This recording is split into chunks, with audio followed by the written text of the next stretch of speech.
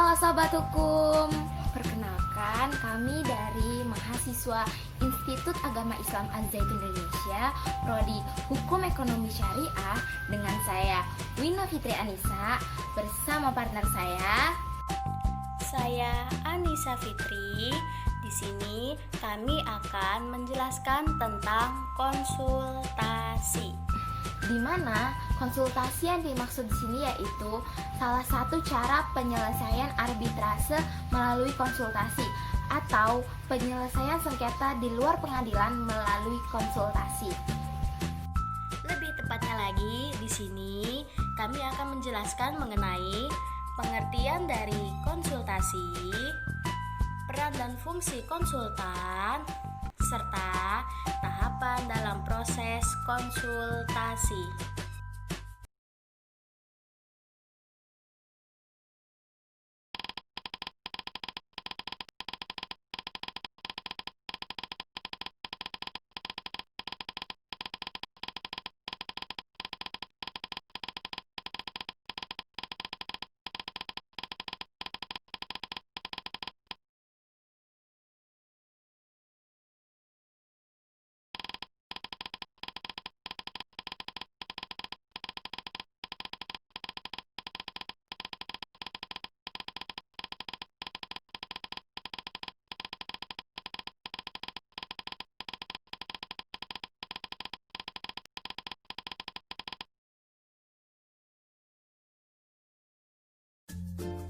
Jadi, dapat disimpulkan bahwa perbedaan antara konsultan dan konsultasi yaitu konsultan yaitu orang yang bertindak memberikan nasihat dan pendapat mengenai hukum. Sedangkan konsultasi yaitu pelayanan jasa mengenai hukum. Nah, sekarang teman-teman sudah tahu kan perbedaan antara konsultan dengan konsultasi itu apa? Oke, kita lanjut. Peran dan fungsi konsultan. Di mana peran konsultan adalah memberi wawasan dan pemahaman secara objektif.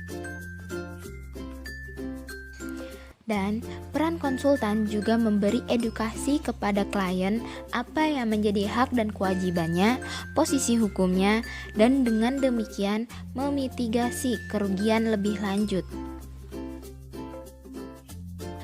Dan konsultan pun juga berperan memberi solusi praktis atas masalah hukum sehingga klien tidak terus-menerus untuk menggugat.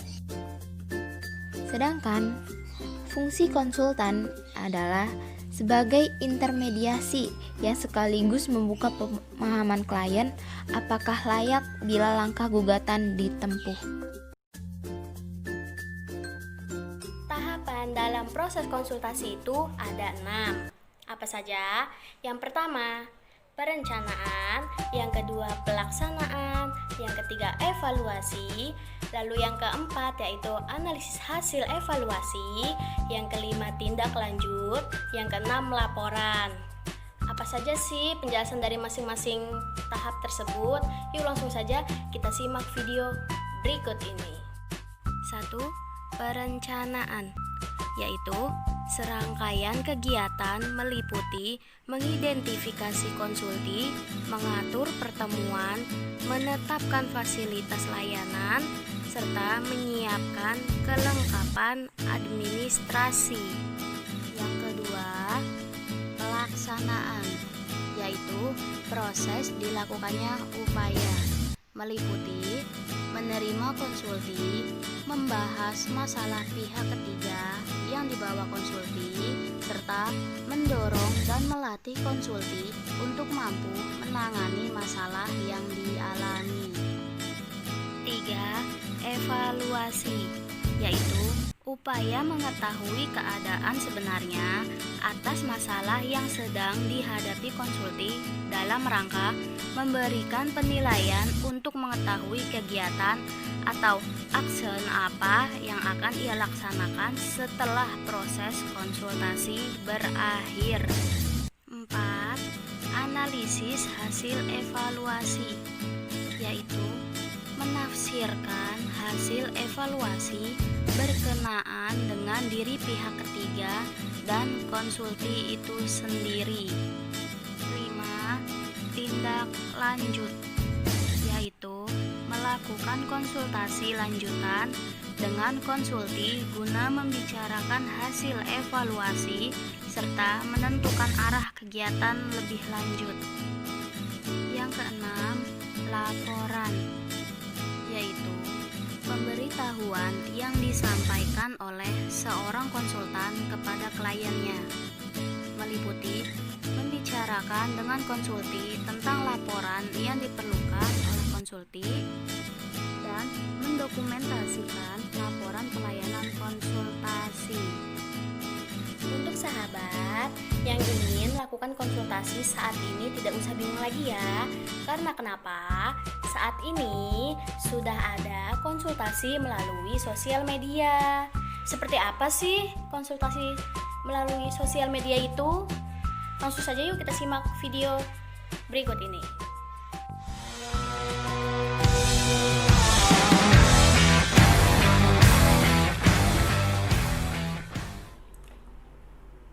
Halo, bertemu lagi bersama saya di channel Praktisi Hukum. Nah, kali ini saya akan menjawab beberapa pertanyaan yang saya lihat atau saya kumpulkan melalui fanpage Facebook Konsultan Hukum Gratis atau Bantuan Hukum Gratis dan Konsultan Hukum. Nah, dalam grup tersebut, grup tertutup di Facebook, banyak masyarakat dari berbagai kalangan bertanya keluhan-keluhan yang sedang mereka alami. Nah, dari beberapa pertanyaan itu nanti akan saya jawab beberapa pertanyaan melalui channel ini. Nah, untuk itu tetap stay di channel ini. Terima kasih buat teman-teman, sahabat, saudara semua yang sudah subscribe channel ini. Saya ucapkan terima kasih banyak dan semoga hidup kalian semakin sukses, dilimpahi berkat selalu. Nah, untuk yang belum subscribe, kok ngeri kali, subscribe dong. Oke? Ayo subscribe. Kok ngeri kali yang belum subscribe? Subscribe sekarang.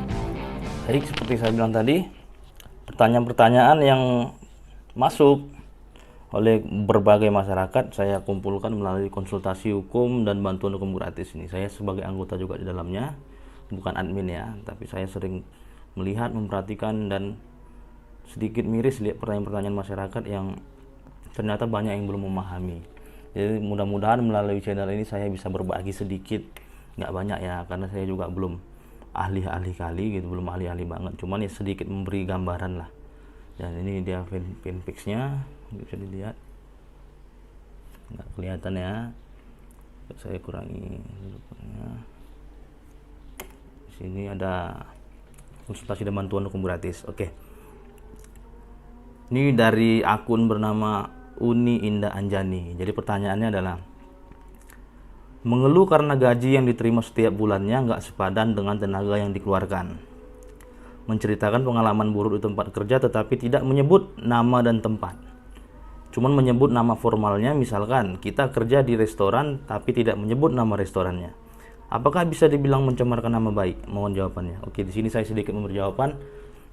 Untuk pertanyaannya, apakah bisa dibilang atau termasuk mencemarkan nama baik ketika kita mengeluh atau menceritakan kekurangan sesuatu hal, tapi kita tidak menyebutkan nama orang atau nama tempat dan sebagainya. Nah, sampai di sini jawabannya itu tidak bisa. Mbak jangan takut untuk diancam atau diadukan pencemaran nama baik karena tidak menyebut nama tempat dan sebagainya. Dan pencemaran nama baik ini kalau untuk umum biasa itu diatur dalam Kitab Undang-Undang Hukum Pidana, mulai dari pasal 310, 311 dan sebagainya. Itu di situ mengatur tentang penghinaan, termasuk dalam pencemaran nama baik. Nah, dalam hukum pidana itu mencemarkan nama seseorang itu harus nyata, namanya siapa, orangnya siapa, sehingga legal standing nanti orang yang merasa dirinya dicemari atau nama baik dicemari dapat jelas gitu, korbannya jelas. Jadi kalau seandainya restoran begini nggak becus, tidak baik begini, itu sebatas itu tidak bisa. Nah, tapi saya menyarankan kepada Mbak Uni, stop mengeluh, stop menceritakan yang buruk-buruk kepada orang. Jika memang tidak sesuai dengan apa yang Mbak harapkan, lebih baik dibicarakan baik-baik kepada perusahaannya atau tempat Anda bekerja, biar bagaimana jalan keluarnya ditempuh sama-sama, daripada mengeluh cerita yang buruk-buruk kepada orang, kepada sekitar, tidak menyelesaikan masalah. Justru nanti seandainya Mbak bisa salah langkah, salah arah, atau mungkin menceritakan yang berlebihan, bahkan udah sampai dengan menyebut nama orang, nanti Mbak bisa menjadi korban, Mbak bisa jadi pelaku pencemaran nama baik. Jadi saran saya untuk membicarakan baik-baik ke perusahaan. Nah, bagaimana jika gaji di bawah upah yang ditentukan oleh pemerintah? Itu sudah jelas diatur dalam Undang-Undang Tenaga Kerjaan. Jadi perusahaan nggak boleh ya, perusahaan nggak boleh memberi upah di bawah upah standar minimum yang telah ditentukan oleh pemerintah. Nah, namun dilemanya di sini, tidak semua perusahaan telah memiliki pendapatan dalam income yang begitu besar atau keuntungan yang besar sehingga dapat memberi upah kepada karyawannya sesuai dengan yang ditentukan oleh pemerintah. Nah, di satu sisi sebagai pekerja, sebagai orang yang membutuhkan pekerjaan, kita juga membutuhkan pekerjaan. Nah, bahkan kadang-kadang banyak orang yang ya udahlah nggak apa-apa, walaupun di bawah upah saya bekerja, yang penting saya bisa dapat uang, walaupun sedikit bisa saya kumpulin. Nah, itu kembali ke diri masing-masing. Nah, karena ini dilematisnya itu Undang-Undang Ketenagakerjaan ini kan sudah jelas mengatur semuanya, apa hak dan kewajiban daripada perusahaan maupun si pekerja. Ada yang tidak boleh dilakukan, ada yang boleh dilakukan. Nah, namun dalam prakteknya tidak semua perusahaan mampu menjalani itu. Nah, lantas di satu sisi kita butuh. Nah, alangkah baiknya jika kita berpikir lagi, jika dirasa tidak sesuai, mudah-mudahan Tuhan memberi rezeki yang lain. Ya silakan Mbak mengajukan munduran diri atau coba ke tempat lain. Yakin Tuhan telah menyiapkan rezeki buat Mbak. Jadi jawaban dari saya kepada Mbak Uni Indah Anjani mengenai pencemaran nama baik tadi, Mbak belum termasuk dalam pencemaran nama baik. Jadi nggak usah khawatir. Oke, sekarang kita sortir beberapa pertanyaan lagi yang menarik. Nah, ini ada yang bertanya, Raden Masato, kira-kira kalau kita ajukan gugatan kepada pembeli yang prestasi, kira-kira habis berapa? Nah, ini pertanyaan yang sulit dijawab karena tiap-tiap, seandainya Mas Raden menggunakan lawyer, itu fee lawyer tuh setiap orang tuh berbeda-beda, setiap lawyer tuh berbeda-beda. Jadi kalau pertanyaannya kira-kira habis berapa, saya tidak bisa jawab. Coba konsultasikan ke lawyer atau LBH yang ada di sekitar Mas Raden Masato.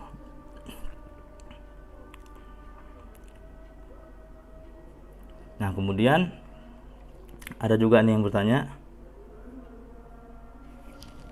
mohon sarannya, apakah nikah tidak didampingi ayah yang masih ada sebagai saksi bisa dianggap tidak sah dan bisa diajukan pembatalan nikah? Kalau bisa, bagaimana cara mengajukan pembatalan nikah tersebut? Nah, ini menarik nih masalah pernikahan. Dalam Undang-Undang Perkawinan Nomor 1 Tahun 74, ayah itu posisinya bukan sebagai saksi.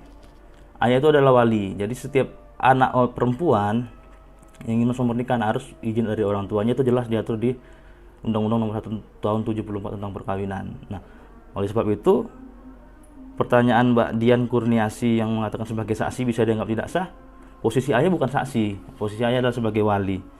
Nah, kalau bagaimana cara mengajukan pembatalan nikah? Pembatalan nikah dapat diajukan jika syarat-syarat yang telah diatur untuk berlangsungnya pernikahan tadi ada yang tidak tercapai. Nah, misalnya si mempelai wanita ketika melangsungkan pernikahan tadi ternyata di dalam tekanan. Karena tujuan pernikahan dalam Undang-Undang Perkawinan adalah untuk mewujudkan keluarga yang bahagia. Jadi kalau tidak bahagia, buat apa? Itu. Jadi sederhananya begini, jika untuk membatalkan pernikahan ada hal-hal yang ternyata dimanipulasi atau direkayasa. Misalnya, ketika si mempelai pria ingin menikahi si mempelai wanita, ternyata si mempelai wanita dalam tekanan atau dalam paksaan. Kemudian jika si mempelai pria ada hal-hal yang ditutupin atau yang dipalsukan. Misalnya dia telah beristri, ternyata ketika dia mau melamar, dia mengaku belum beristri dengan dokumen-dokumen yang telah coba direkayasanya. Nah, hal ini jika dapat dibuktikan, dapat diajukan pembatalan. Nah, jadi beda pembatalan pernikahan dengan bercerai.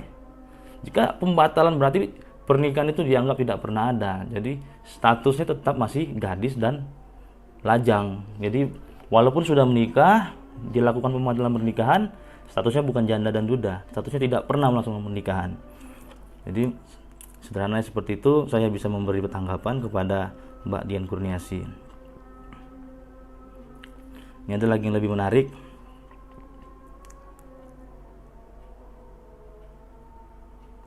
Apabila tersangka kasus 480 KUHP ini penada motor, dilanjut dan prosesnya sudah SPDP itu surat pemberitahuan dimulainya penyidikan. Tapi pelaku pencuriannya belum ditangkap. Bagaimana proses kelanjutan hukumnya? Mohon pendapatnya. Nah, proses ini pertanyaan dari Pak Ardi Mulyadi. Saya ingin memberitahu bahwa perbuatan atau tindak pidana pencurian di 362 atau 363 KUHP itu delik yang berdiri sendiri, tidak dapat disangkut pautkan ke 480 atau penada.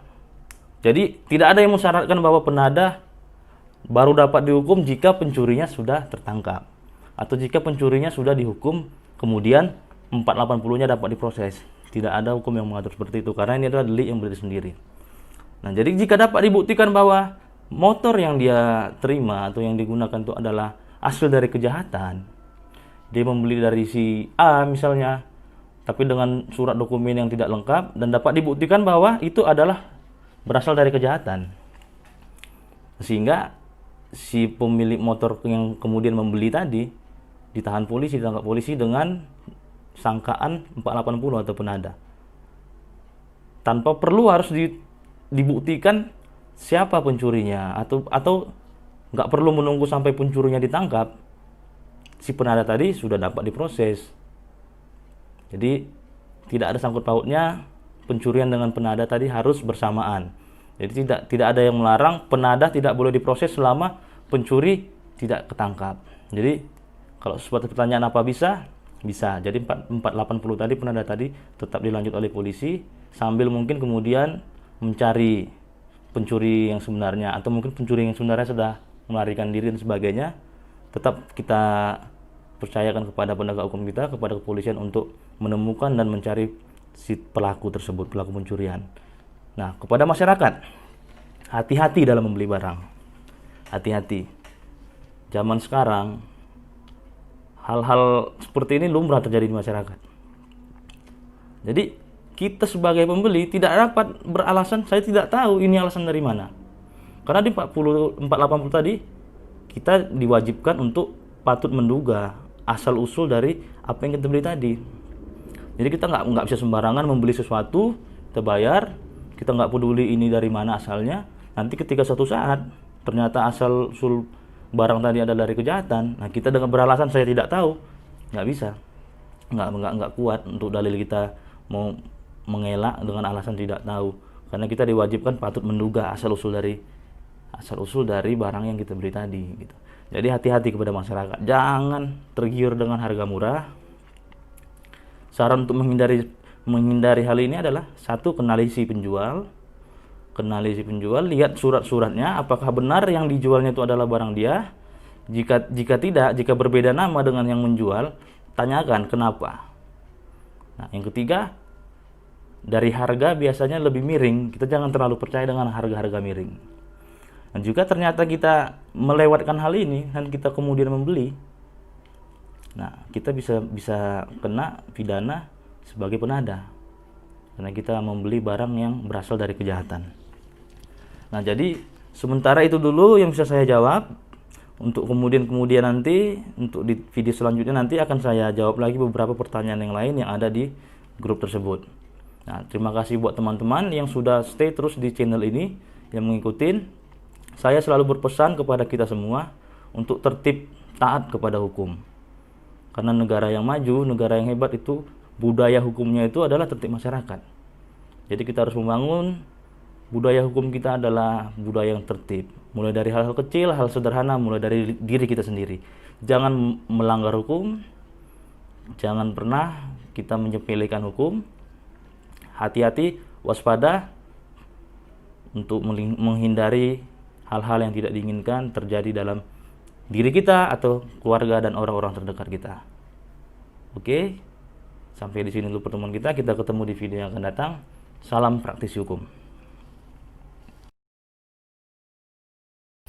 Buat kalian yang sudah selesai menonton video ini, saya akan mereview sekali lagi. Jadi, konsultasi itu ialah pelayanan jasa berupa nasihat di mana orang yang melakukan konsultasi itu disebut konsulti dan orang yang memberikan nasihat itu disebut konsultan.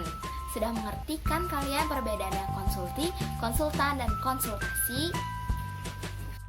Kemudian, peran dari konsultan yaitu memberikan wawasan dan pemahaman kepada klien serta memberikan solusi kepada klien tersebut. Sedangkan fungsi dari konsultan yaitu sebagai intermediasi serta memberikan pemahaman kepada klien. Lalu, tahapan dalam proses konsultasi yaitu ada 6. Kita ulangi lagi ya. Yang pertama ada perencanaan, yang kedua ada pelaksanaan, yang ketiga ada evaluasi, lalu yang keempat ada analisis hasil evaluasi, lalu yang kelima ada tindak lanjut, lalu yang keenam ada laporan. Dan tak terasa kita sudah berada di akhir video. Saya Wina Fitri Anissa bersama partner saya Anissa Fitri izin pamit undur diri.